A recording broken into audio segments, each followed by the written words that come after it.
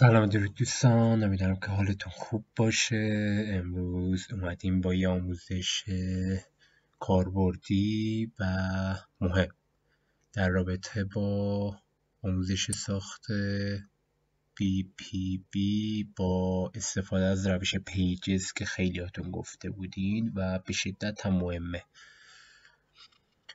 تو این آموزش میخوایم این مورد رو توضیح بدیم به صورت کامل. دوستان حتما ویدیو رو تا آخر ببینید که نکاتی رو جا نندازیم برای ادامه آموزش.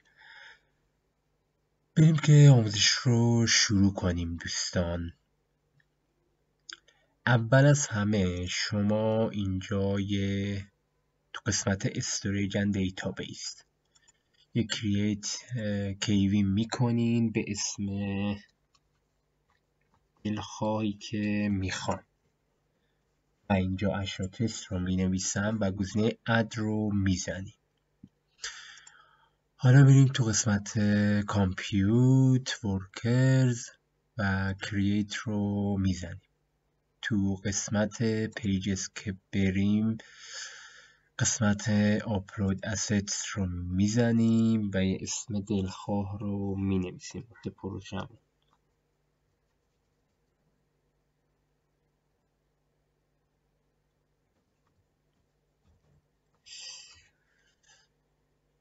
از اینکه اسم رو نوشتیم گزینه Create Project رو میزنیم و بعد از اون تو این قسمت دومش باید یه فایلی رو آپلود بکنیم. این فایل رو از کجا باید گیر بیاریم؟ من فایل آپدیت و نهاییش رو میذارم داخل کانال تلگرام. لینک کانال هم تو توضیحات همین ویدیو هست، میتونید عضو بشین و این کانال رو این فایل رو بردارید.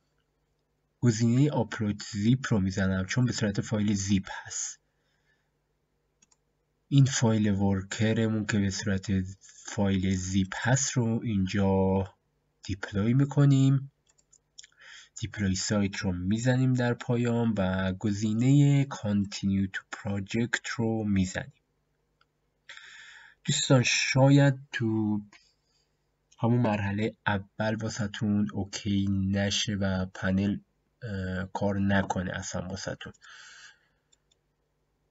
شما 2-3 باری که چیزی که من تست کردم 2-3 بار باید دیپلویمنت بکنید تا پنلتون شناخته بشه. حالا یه باگ کلاودفلر هست یا چیز دیگه ای دقیق مشخص نیست. این الان آدرسی که باید باز بکنه همین آدرس هست دوستان که میبینید فعلا چیزی نیست. خب ما اینجا تو قسمت settings اون کیوی رو که نوشته بودیم رو اینجا ادش میکنیم. تو این قسمت چی مینویسیم؟ کیوی خالی. هم قسمت اینجا هم اون کیوی رو که ساختیم رو اینجا سیو میزنیم و هم. حالا دوباره میریم تو قسمت ورکرمون که بازش بکنیم. خب اوکی. اگر دیدین چیزی نیومد برای شما هم مثل من که الان چیزی نمیاد، اینجا گزینه Create Deployment رو میزنیم، گزینه Upload Zip رو میزنیم، دوباره فایل زیپ ورکر رو آپلود میکنیم، Save and Deploy رو میزنیم، Continue to Project و اینجا دوباره یه ورکر جدید به اصطلاح برای من اوکی میشه که این رو من باز بکنم دوباره این مشکل هست. خب دوستان این مشکلاتی که دارین میبینین بذارین 5 دقیقه ازش بگذره. خب بعد از چند دقیقه که گذشت ببینید اینجا اصلا خود ورکر عوض شد. بعد از اینکه این مورد اومد و دوباره دیپلوی کردین هیچ مسئله ای نیست. من برای بار سوم هم گزینه دیپلویمنت رو میزنم، آپلود زیپ رو اوکی میکنم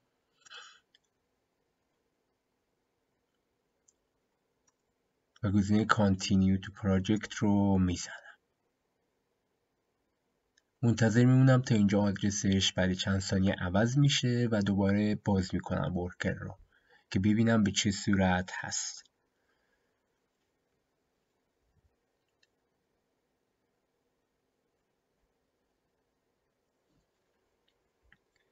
خب دوستان همینطور که میبینید ورکر من آدرسش اینجا که به امداد و ساختم عوض شد و دوباره حالا ورکر رو باز میکنم میبینید که اینجا پنل رو میشناسه. اوکی، ما حالا اینجا گزینه هیر رو میزنیم و دوباره این سری عبارت ها رو اوکی میکنیم که همون تروجان پس و UUID قسمت variables and secrets تو این قسمت اد رو میزنیم. UUID با حرف بزرگ.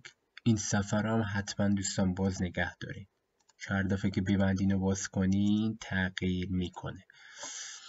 و یه دونه اد وریبل دیگه به اسم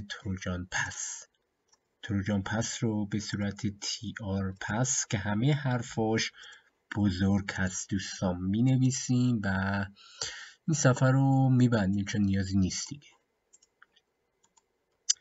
و اینجا گزینه سیو رو میزنیم. بعد از اینکه تنظیمات رو زدیم یک بار صفحه رو دوباره باز میکنیم و ببینید به همین ارور دوباره برمیخوریم. اوکی، حالا گزینه Create Deployment رو میزنین، دوباره فایل رو آپلود میکنین و گزینه Save and Deploy رو میزنین دوباره. خب الان که ببینید تو اولویت میذاره و یه آدرس جدید دیگه بهتون میده که چند ثانیه بعد این آدرس میاد. الان حالا من ثبت بکنم، الان متوجه این منظور من میشه.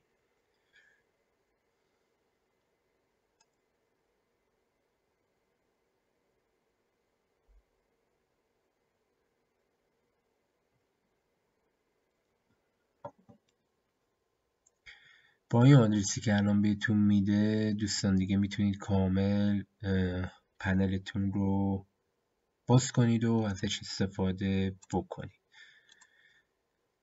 من ورکرهای قبلی رو که دیپلوی کرده رو خب ببین الان چیزی که به من داد، سعی کنید 3 تا باشه دوستان که دیگه قبلی ها رو فوقش پاک کنید، یکی مونده به آخری، یکی آخری یا معمولا. خب حالا این رو که باز بکنم این آدرس جدیدی است که بهتون میده و الان این صفحه که واسهتون بیاد یعنی اوکیه. و بعد از اون اسلش و پنل رو می نویسین. یه صفحه واسهتون میاد که باید پسورد رو مثل ورژن‌های قبل وارد کنی، پسورد جدید بذاریم واسش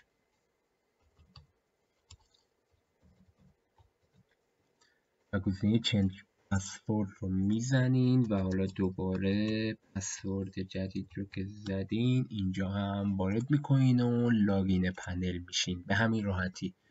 این از روش پیجز هست که دوستان برای کسایی که با گوشی هم هستند خیلی راحت تر این روش به نظرم و دیگه نیاز به کپی کاری و هیچی نداره.